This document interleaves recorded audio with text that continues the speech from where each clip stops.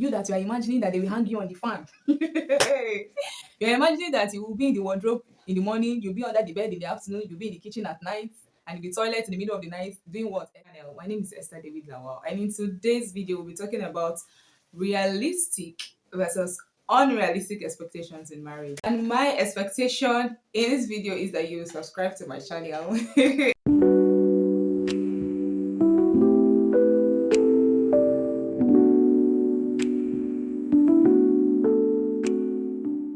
Welcome back. So some time ago, I was having a conversation with a friend, and she has not been married, or she's yet to be married. And she was telling me how she desired to be married to somebody who is not just spiritual, who will not just be praying down the roof of their marriage, but would also be very romantic. And she went ahead to list out the romantic things that she was really expecting to see in a marriage. She was hoping that they would, always have alone time, physical moments where they are always, in each other's arms, massaging each other's feet, eating popcorn together while they are seeing a movie. I'm not saying it's a bad expectation, but when we talk about unrealistic expectations, one of the things that make an expectation unrealistic is if it is rooted in fantasy. So in today's video, I want to share with you real life experiences of women who have been married a couple of years now, and their expectations before they got married and what they met inside the marriage. And this is not to say that this video is built on negative experiences. No, they're also very good ones, but this is to help you realize that sometimes your expectation might not be met because it is unrealistic. And first of all, I want to talk about three factors that make relationships fail and even marriages. The first is unrealistic expectations that I've mentioned before. And why it is unrealistic is because it is not achievable, it is not feasible. For instance, you want your husband to buy you flowers every single day. Even though he has the money, it might not be realistic because the man may forget sometimes. He might have so many important things on his mind to think about buying flowers, right? I'm not saying it's wrong. I'm just saying, look at it. Is it something that is achievable? If it's not, and that's why many relationships used to have issues. The second factor is realistic expectations that are not properly communicated. So there are some expectations that can be achieved, they are really achievable. But if they are not properly communicated to the other partner in the relationship or marriage, you don't expect that person to know what's on your mind. So if you don't communicate it, you will not get it. The third is expectations that are not met. Now, this one is not an unrealistic expectation. It's actually an expectation that has been communicated before, but unfortunately, it was not met. For instance, let's say financial expectations. So, before you get into the relationship or the marriage, you both have communicated how your financial expectations should run. And let's say life happened, like it used to have happened to everybody. So life happened, and probably the man loses his job. You see now that there is a shortage of expectation in that aspect. So the things the man is naturally supposed to do is unable to do them because the finances are no longer there. So in that particular phase of life, people usually struggle, especially if they don't know how to go about it. Now let's go straight in. I do not want to take your time. I just want us to go straight into the gist. I have so many people who shared their stories with me, and they want you to learn. They want you to learn. So this video is not just for the ladies, although this is specifically targeted towards ladies. But I'm promising you now that I'm going to do another video for the guys. So I'm going to research, or rather, I'm going to ask the married men the same questions and see how they answer us. I hope that's good. Okay, so I'll be reading them out, and from there we'll be talking about it. I'll be bringing out the points that I want you to learn in this video. So the first thing I will talk about when it comes to unrealistic expectations is believing that your partner, especially as a woman now, will always do house chores with you. You people will split the house chores. You see, this particular one ranked the highest amongst the list of people that gave me feedback. So one person said, when I got married, I thought I would worry less about house chores because most of the time, when I go visit him in the house, that was before they got married. The house was always well arranged, the clothes are already washed and neatly packed, food is already set to be eaten in the pots. But to my shock in marriage, I have to sometimes persuade him to do some of the house chores now. And you know it's when you are not yet married, you want to go and visit that guy. His house will be super clean. He will cook for you. He will clean everywhere, right? And so when you just come, what you just need to do is relax, eat, have fun, talk about things, you can do play games or do whatever. So she was expecting that, wow, this guy that is this hard working as a bachelor would definitely help out. And so, reality check, she got into the marriage and she had to be vocal about it now. Please, sir, I need you to help me to wash this plate. So, she was thinking that it would come naturally. The man will wake up in the morning, sweep, but things changed. I mean, they changed. Now the man is feeling like, okay, now I have a wife, I can relax and do other things while she takes care of the house. So if you're a young lady, single one at that, expecting that when you get into marriage, you and your husband will split house chores, let me tell you, it ain't gonna work. If the man is someone that is hard working and he loves to do them, this is even where you need to apply more wisdom. Honey, please, could you help with this? You don't just tell him and say, okay, babe, go and watch that thing. Let's share the work. You don't do that. So there were also other people who shared the same expectation when it comes to house chores. They thought it would, be automatic and then it would just everything would just fall in place. We would do chores together. So let's go into the second one. Communication. So this part, um, my beautiful respondents, or what did they call it, said she was thinking that the way they used to communicate during courtship would continue like that. This playful fun. Oh, get out, you're silly, you're not serious. In marriage, you tell your husband, get out, you're silly, you're not serious. Now, I get it when you people are having a fun time, it's a very playful atmosphere, you both are just playing.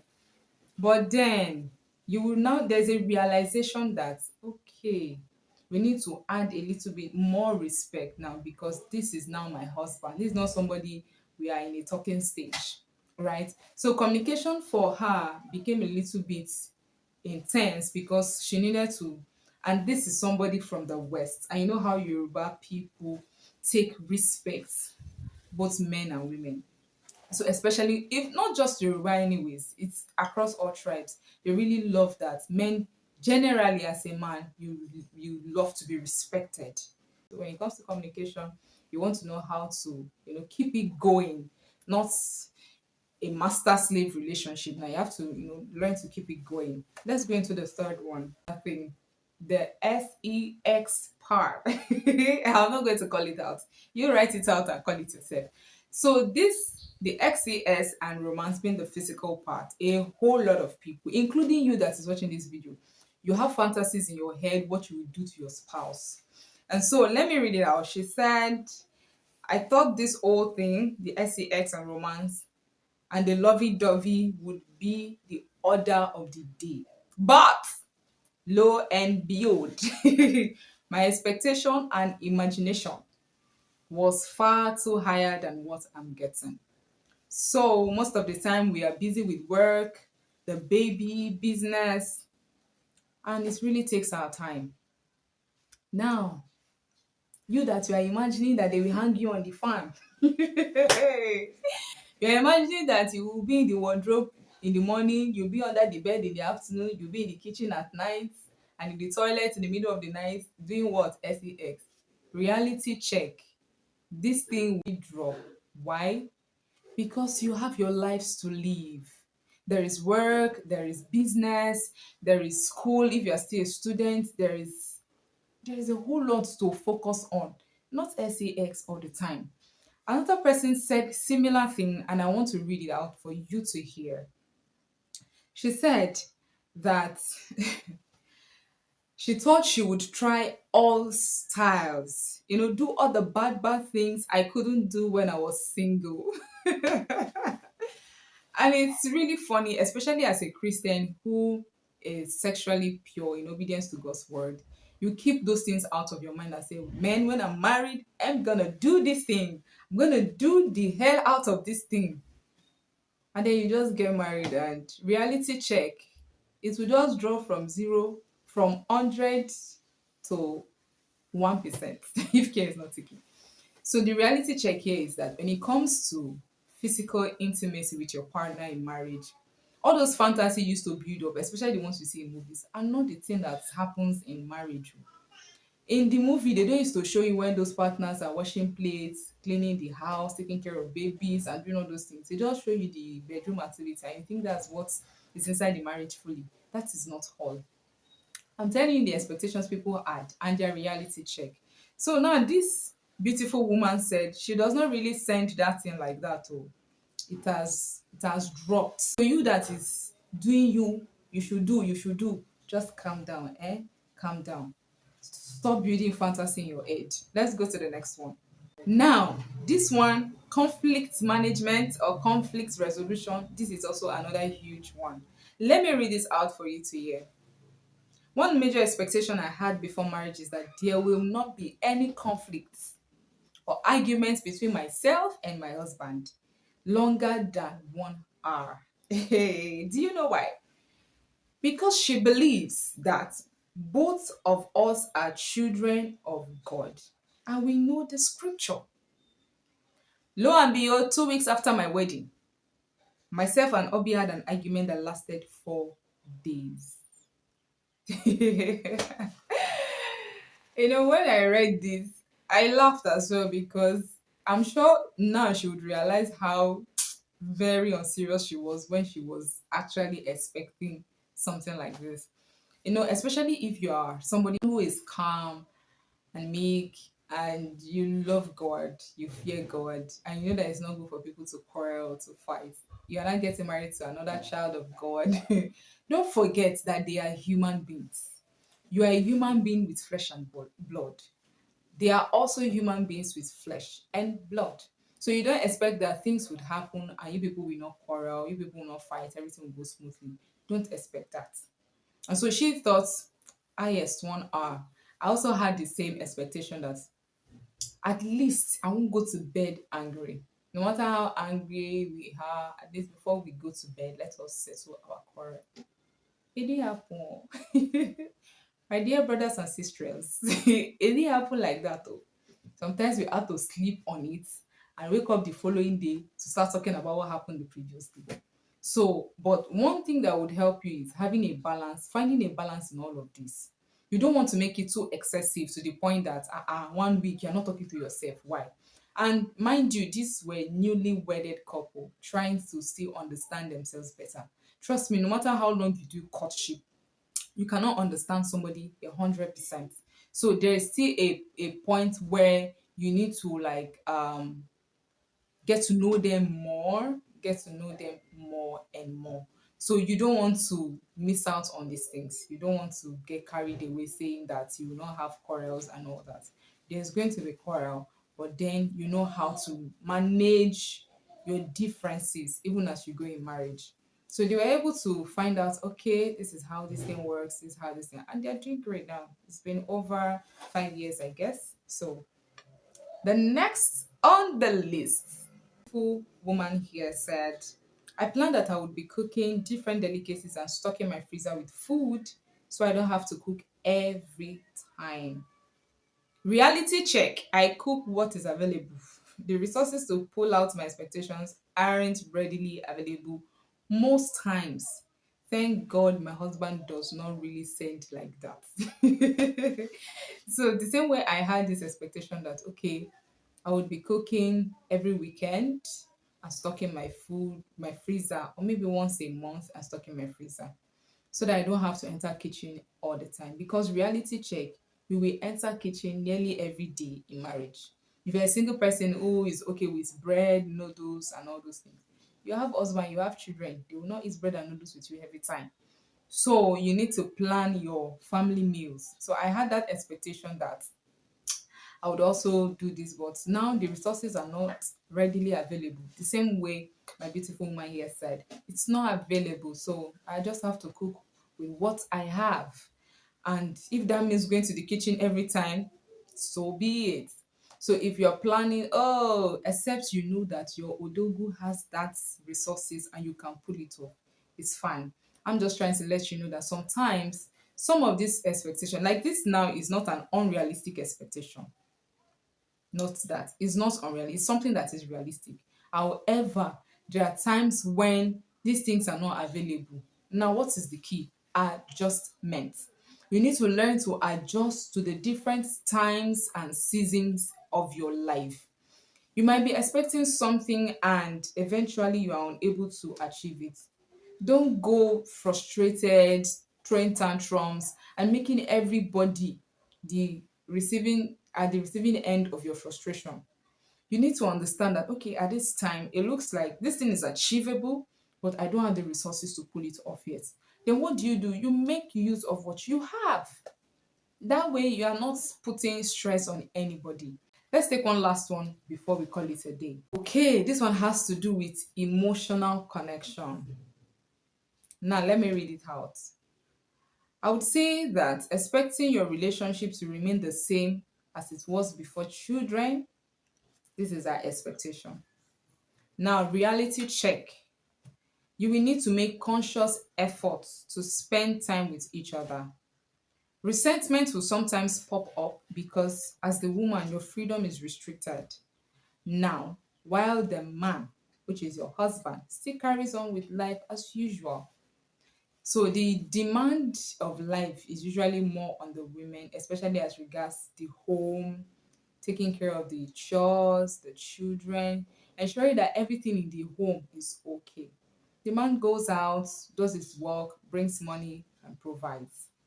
But the woman bulk of the responsibility of the home when it comes to taking care of the home, it falls on the woman.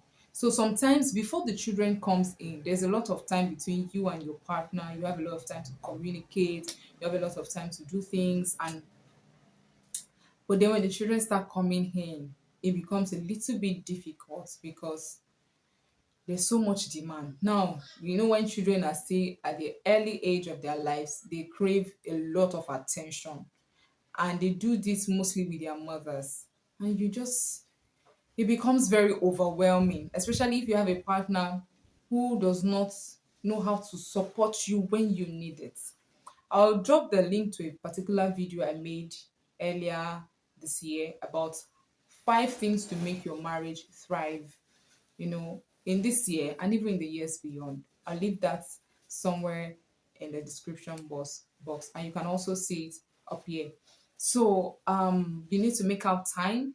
You need to understand that there's a shift in season, and you need to just know how to balance it. Now, the reality check is that sometimes you feel angry towards your partner because they don't know how to help you do this thing.